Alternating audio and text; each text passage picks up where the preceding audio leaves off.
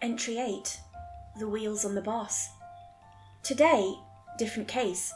According to the JPI's Paranormal Advanced Detection System, or PADS, told me something was going to happen on a boss in a small town by the name of Uniforge. But before I tell you what happened, I'd like to start off with some of my research I did on the JPI and this other group working with them. The Julian Page Institute was really formed in the 1800s, and unlike the other group, which had seemingly no beginnings or ends. At the time, it was called the Iron Quills, and they did nothing except solve strange cases with the power of the paranormal. It collapsed when a government official found out about it. Their first home base was stormed by soldiers, and many were killed. Luckily, they were able to restart, and they formed once again. This time was in 1903, and it was called the Angel Institute. However, this one was unique as it worked together with the American and British governments. Whenever a strange case would arise, the Angel Institute was sent out to find why. However, I found something strange in the records here. The head of the Angel Institute, 1 year before it collapsed, was named Gail Shard. I searched and found a photo. The two looked exactly the same. I did more research into this and found that during that year, Gail Shard had performed a project, but the file was redacted. I also saw something odd in the JPI's paper files about this Leviathan Kane.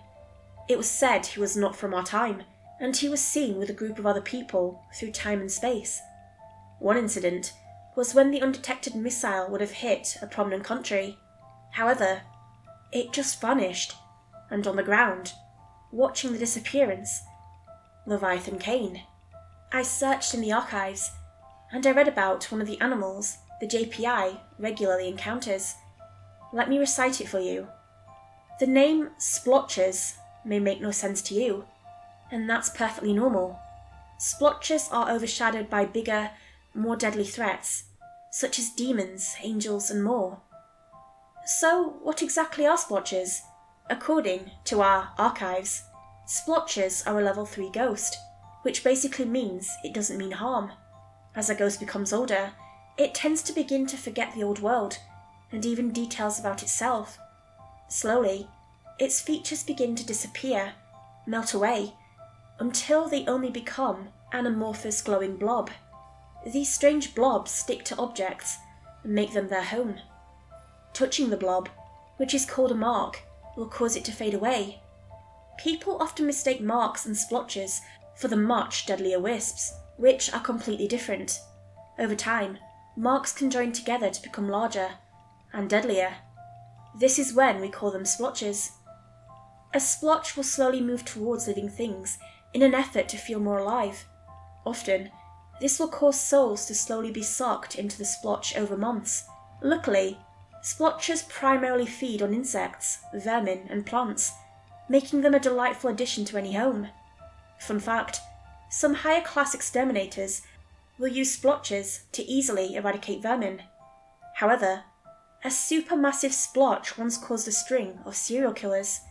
According to the archives, one day in the year 1929, a supermassive splotch moved into an apartment. 3 months later, the inhabitants of the apartment had no soul. With no inhibitions, violence and murder arose, leading to 45 murders surrounding the area. A team of Julian Page Institute agents were dispatched, and they quickly exorcised the splotch. As a result, the souls eaten by the creature were freed, and the souls returned to their bodies. The murders instantly stopped. Splotches can be captured with a simple seal. To catch a splotch for your own, find one, then scoop it into your blessed cage. According to some of the riskier agents, they make good nightlights. Unfortunately, most splotches can only be seen by people who have the ability to see supernatural events. According to some, splotches make a wonderful ingredient to meals. Infusing a meal with a splotch will make it healthier and much more tastier. Several of our agents have cheated and won pie baking contests by infusing splotches into their pies. We hope you have enjoyed learning about the quirky yet delightful splotch. Next time, we will learn of a different creature studied by the Julian Page Institute. Anyway, on to today's mission. I arrived at the small town, where I had to knock out the local bus driver, then take her place. It wasn't the best of means, but it worked. I read over my rules. Rule number 1. When you get on the bus, do not look at the kids. If you are unable to, do not focus on them for too long. They may seem different, not human at all. Their skin will look and may feel rubbery, or even scaly. Rule number 2.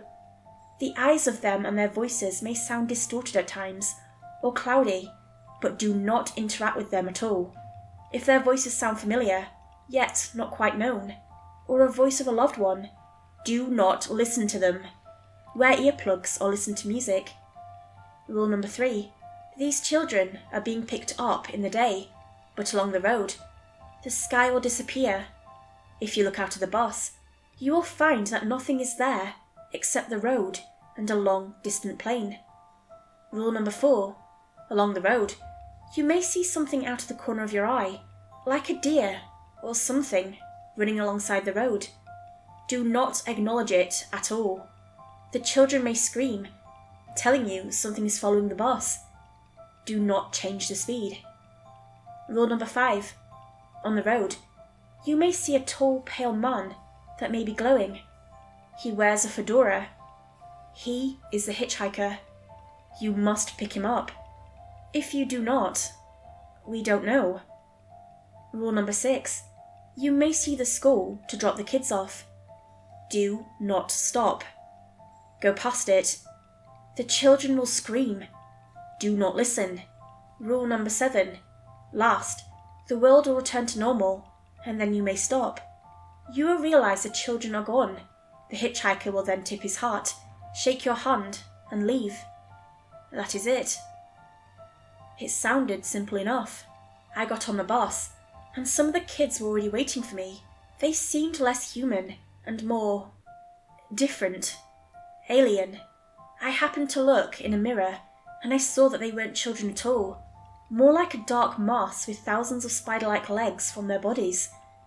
Somehow, I felt my hand lift up, and I saw a kid high-five me. The skin was rubber, like gum, and sticky. Once all the seats were filled, I began to drive. The first few minutes I heard the kids talk properly, but exactly 6 minutes later, they changed to this distorted music, like a music box song, yet alien and evil. I put on headphones and put on an episode of the JPI podcast. Still, this strange music continued to chart and snarl. And then, I remembered something. A sound associated with the dark salesman, Kane Hunter. A strange, deep chanting and music. Was this case, too, connected? And then, I saw everything outside go dark, except the road in front of me. Instead of the familiar trees and buildings of the city, I saw an endless prairie, with strange glowing bushes and trees that looked like a man hanged from them, dead. There was something like a moon, yet it was pulsing, splotchy in the sky. Then I saw it. The hitchhiker. He looked exactly like Kane Hunter, yet there was something different. His eyes were as milky white as the moon, and his coat was older, more rugged. I stopped the bus and let the being on. He smiled and I found myself shaking his hand. It was oddly warm, and he had a smile that seemed almost comforting, friendly even. He sat down on a seat next to me. We continued the journey, and it was smooth sailing, except until we reached the school that was not a school. As soon as we passed it, the children screamed unearthly voices, and I could barely concentrate. I made the mistake of looking at them, and saw that their eyes were glowing, and they were all in airy, misty goo, screeching and roaring like demons. The hitchhiker smiled. Suddenly, the world returned to normal, and the children screamed as I saw them melt, their faces becoming just like the painting from my first case. They became mist. A flame overtook them, and they disappeared. You've seen the faces before, The hitchhiker said. I know you, Kieran Gray. I didn't say anything. You can talk to me. There's no rule on that. All my rides here, I haven't talked to anyone, unless to warn them. You are special. Are you Kane Hunter? I asked. Not exactly, he replied. We are both the same, yet different. We are both born of the dark, yet Kane has chosen a different path. In life, we both searched for the bizarre. He eventually became obsessed with ancient skulls. What were they called? The something. Kokeu? I questioned. That's it. Anyway, he eventually activated one. It changed him. I believe he had the skull I gave to you. The skull of the dark. Or as you may know it, the blinded one. So, that is all I can tell you. I must be leaving now. I will return. And the bus stopped. The doors opened. And whoever the hitchhiker was, left. This only raised more questions.